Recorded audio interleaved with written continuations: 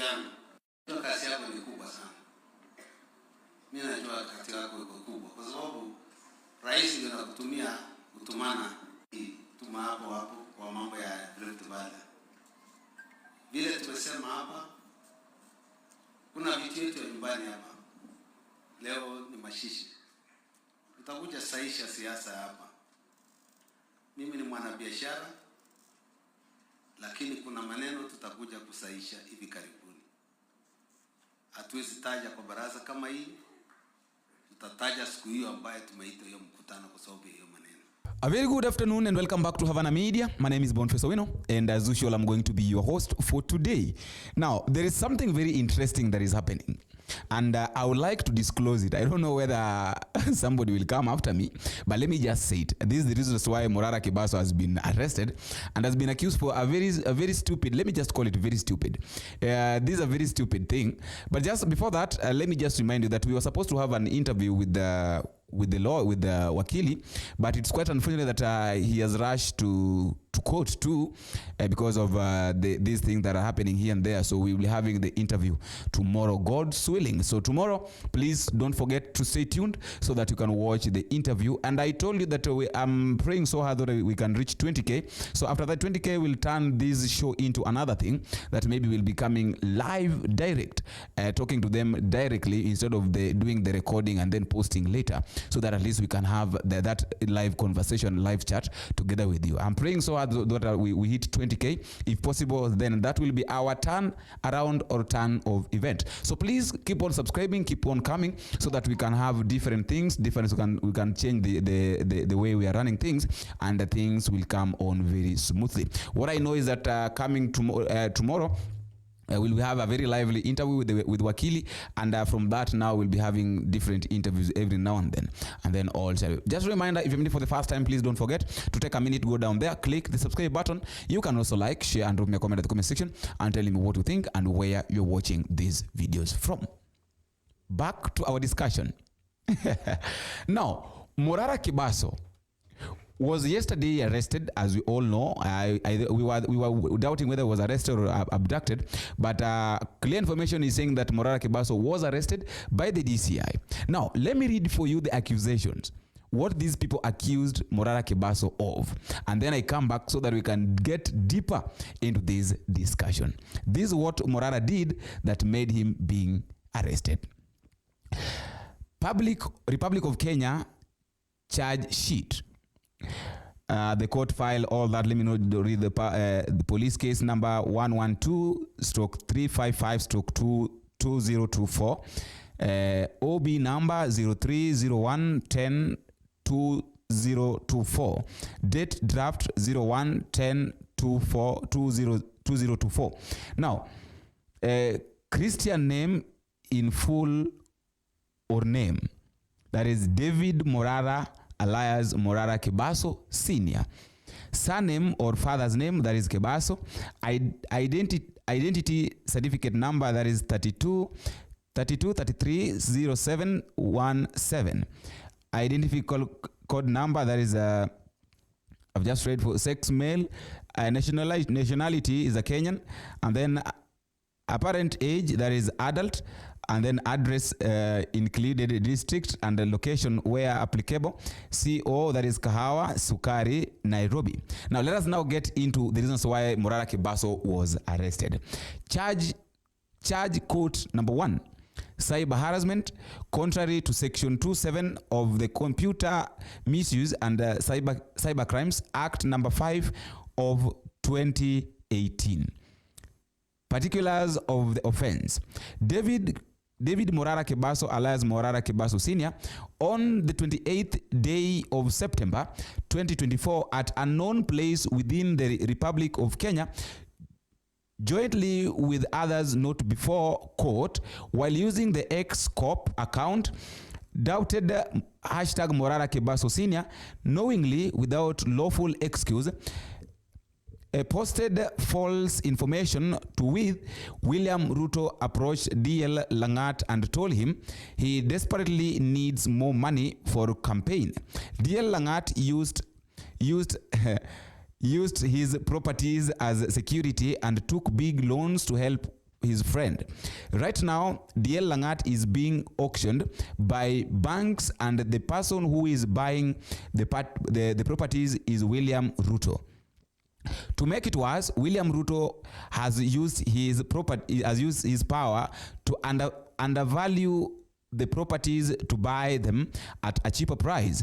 That is the kind of person we are dealing with. He has no friend.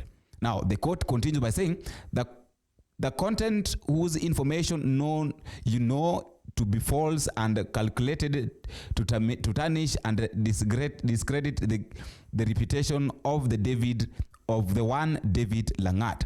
Date of arrest, we all know that. Now, before I read, because when I was reading this, I've been reading this case, and I've realized something. Between Langat and William Ruto, who is supposed to take this case, because if you read it very well, you find that the complainant and address, complainant is David Langat. So between William Ruto and David Langat, who is supposed to be the complainant? Because what Morara explained very well is that William Ruto went to Langat and asked Langat for money that he can use for campaign. And then after that, now Langat used his properties and borrowed money from banks so that he can help William Ruto to his campaign. After that, now the bank is coming to auction, because remember, Langat used his money. Langat used his properties, the tea farm and all that, because we know that he's one of the billionaires that comes from Rift Valley. So he used his properties to borrow money from the bank so that he could help his friend William Ruto. So after helping his friend William Ruto, the banks are coming now to auction Langat, in which, according to the information that Morara is giving us, Morara is saying that Langat, that William Ruto is the one that is buying these properties of Langat that the bank is auctioning. I don't know whether we understand each other. William Ruto went to Langat and told Langat that, boss, I need money for campaign, and you are the only person who can help me. Langat, being that William Ruto was his friend, used the properties and the money that he had to auction, to go for a bank, to borrow money in a bank. So I think he wrote it down and said that, okay, you can hold these properties of mine, give me this amount of money, and then after some times I will return the money. Because Langat knew that William Ruto is going to refund the money, and then he takes back to the bank so that these properties can be released. Now, funny enough, what has happened is that the banks are now coming after Langat, after William Ruto has failed to pay back Langat's money. Up to that point, I know we understand each other. So William Ruto failed to pay Langat, and remember, Langat used his properties to borrow money from the bank to give William Ruto. So after giving William Ruto all this money, right now, when the bank is coming, according to the information that Morara Kibaso gave, which has led now to his arrest, is that William Ruto is the one that is buying these properties and is buying them at a cheaper price.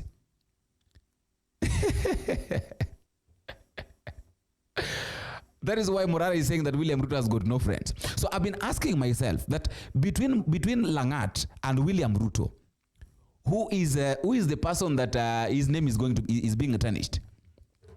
Is it the person who used his properties? Is it the person who is accused, who is auctioned, or the person that borrowed money and failed to return?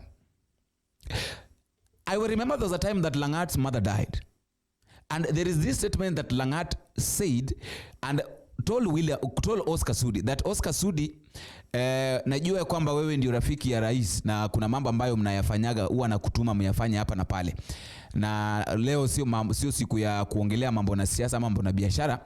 Leo tuko mazishi ya mama yangu. Nataka tu baada ya mazishi tutakutana mahali tuzungumze, tuone mambo mawili matatu jinsi ambavyo tunaweza tukatengeneza mambo. I want us to listen to Langat the way he was speaking during the burial of his mother. It means that he had already now gotten into that point of depression, asking himself where he's going to get this money, because William Ruto already failed to pay back the money. I want us to listen to this. Kitu tunaomba, nafikiri mamangu alisema tupendane hii dunia, na tusiwe watu wadanganyifu, tusidanganyane. Mtu kupeleka akulimie shamba, na mimi nilienda na nyinyi kalima shamba, tukamaliza shamba mwaka ya kwanza, mkaniuliza wapi mshahara, mweza sijalipwa. Mara ya pili mkalima shamba, mkaeleza wapi mshahara, nikaeleza. Ya tatu nimesema, ya nne mtakubalia mimi kweli nikuje bure? Mtakubali muende lima shamba? Tukubali kwamba tukilima shamba tupate mazao. Na tuangalie wale watu ambao walilima shamba. Hiyo ni nena. Nasudi, ya kazi yako ni kubwa sana. Mimi najua kazi yako iko kubwa kwa sababu rais ndio anakutumia kutumana tuma hapo kwa mambo ya Rift Valley.